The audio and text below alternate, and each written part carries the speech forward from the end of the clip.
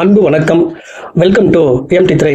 இந்த ஷோல பரமசிவன் பாத்திமா, மெட்ராஸ் மேட்டனி, பேரன்பும் பெரும் கோபமும் இந்த 3 படங்களுடைய ரிவ்யூ தான் நம்ம பார்க்க போறோம். இந்த படங்கள் எப்படி இருக்கு, இந்த படத்தை பார்க்கலாமா வேணாமா அப்படின்னு சொல்லி பார்க்கலாம் வாங்க. முதலாவதா பரமசிவன் பாத்திமா. இந்த படம் பாத்தீங்கன்னா மத நல்லிணக்கத்தை சொல்லக்கூடிய ஒரு படமா கொடுத்துருக்காங்க. இசக்கி கார்வண்ணன் இயக்கி தயாரித்துள்ள படம் தான் பரமசிவன் பாத்திமா.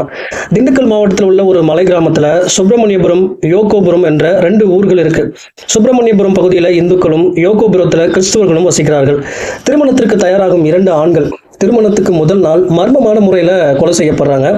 இதை விசாரிக்கும் காவல்துறை அதிகாரி இசக்கி கார்வண்ணன் இந்த கொலைக்கு பின்னால ஒரு வாலிபனும் ஒரு இளம் பெண்ணும் இருப்பதை கண்டுபிடிக்கிறார். இந்த இருவரையும் பற்றி அதிர்ச்சிகரமான தகவல் அப்படிங்கிறது வெளியே வருது. படத்தின் முதல் பாதி மர்மமான கொலைகள், விசாரணை என்று பரபரப்பாக நகர்கிறது. 2ஆம் பாதி மதம் சார்ந்த விஷயங்களை நோக்கி நகர்கிறது. முதல் பாதியை விட 2ஆம் பாதி அதிகமாக சிந்திக்க வைக்கிறது. மதம் பற்றிய வெகுஜன மக்களின் புரிதல் போன்றவைகளை எந்தவித சமரசமும் இல்லாமல் சொல்லியிருப்பதற்காக டைரக்டரை பாராட்டலாம். வெள்ளைக்காரன் இங்க வந்ததே பிச்சை எடுக்கத்தான், வீரமாமுனிவர் ஒரு தமிழ் மாணவர் என்பது போன்ற வசனங்கள் நம் மண் சார்ந்த கலாச்சாரத்தை பற்றி யோசிக்க வைக்கின்றன. விமல் தனக்கு ஒரு வெற்றி வேண்டும் என்பதை உணர்ந்து இந்த படத்துல ரொம்ப சிறப்பாகவே நடிச்சிருக்காரு. குறிப்பா கிளைமேக்ஸ் காட்சிகள்ல சாமி ஆடும்போது இவரின் நடிப்பு மிக நல்லா இருந்துச்சு அப்படின்னு சொல்லி ஆகணும். போலீஸ் அதிகாரியாக வரும் டைரக்டர் இசக்கி கார்வனின் நடிப்புல ஒரு மிடுக்கு தெரியுது. மலைப்பகுதியில ஒளிப்பதிவு என்றாலே சுகுமாருக்கு இனிப்பு சாப்பிடுவது போல மலை கிராமத்தின் ஒவ்வொரு அழகையும் அவ்வளோ அழகா படம் பிடிச்சு காட்டிருக்காரு. சிவன் கோயிலில் வாசிக்கப்படும் கைலாய இசையை படத்தில் சிறப்பாக பயன்படுத்தியதற்காக இசையமைப்பாளரை நிச்சயம் பாராட்டியே ஆகணும். படத்துல ஒரு சில குறைகள் இருந்தாலும் நம் மண் சார்ந்த விஷயங்களை பேசியதற்காக படத்தை நிச்சயமா நம்ம பார்க்கலாம். இந்த பரமசிவன் பாத்திமாவுக்கு MT3 கொடுக்குற ரேட்டிங் பாத்தீங்கன்னா 5க்கு 3. ரெண்டாவதா நம்ம பார்க்க போற திரைப்படம் பேரன்பும் பெரும் கோபமும். ஜாதியின் இன்னொரு முகத்தை இந்த படத்துல அவ்வளோ அழகா காட்டியிருக்காங்க. இயக்குனர் தங்கர் பச்சனின் மகன் விஜித் பச்சன் ஹீரோவாக அறிமுகமாகியுள்ள படம் தான் இந்த பேரன்பும் பெரும் கோபமும். இப்படத்தை சிவபிரகாஷ் இயக்கியுள்ளார். இந்த உலகில் பல ராஜாக்கள் இருக்கலாம், ஆனால் இசைக்கு எப்போதுமே ஒரே ராஜா நம் இளையராஜா தான் என்று இசையால் மீண்டும் நிரூபித்து வருகிறார் ராஜா சார்.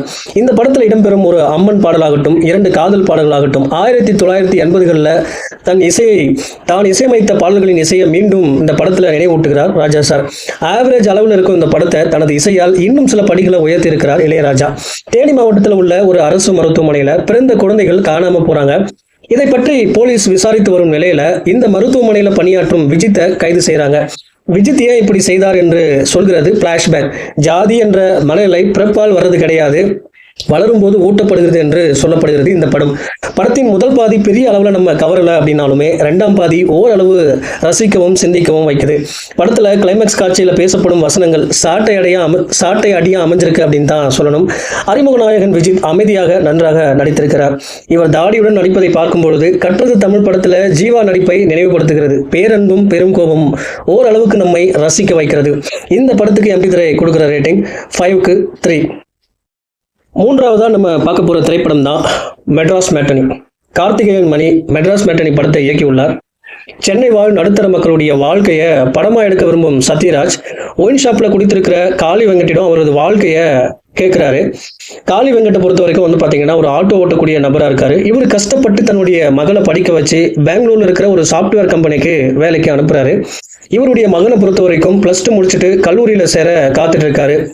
பெங்களூர்ல இருக்கக்கூடிய இவருடைய மகள் பாத்தீங்கன்னா திருமணம் செய்ய முடிவு செய்யறாங்க. ஆனா இவருடைய ஜாதியால திருமணம் அப்படிங்கிறது நின்று போகுது. மீண்டும் சென்னைக்கு தன்னுடைய அப்பாவை காளி வெங்கட்டை சந்திச்சுட்டு வேலைக்காக அமெரிக்கா போறாங்க மகன் பாத்தீங்கன்னா தொடர்ந்து கல்லூரி சென்று படிக்கிறாரு. சரி, இதுல நீங்க சொன்னதுல கதை எங்க இருக்கு அப்படின்னு சொல்லி கேக்குறீங்களா? படத்துல கதை அப்படின்னு ஒண்ணு இல்லவே இல்லைங்க. மேல சொன்ன சம்பவங்கள் மட்டும்தான் இருக்குது. மிடில் கிளாஸ் படும் கஷ்டத்தை மட்டும் சொல்லி கொண்டு போனால் போதுமாங்க, கதை வேணாமா? ஒரு காட்சியில காளியின் மகன் மின்சார அலுவலகம் சென்று அங்க உள்ள அதிகாரியிடம் தகராறு பண்றாரு.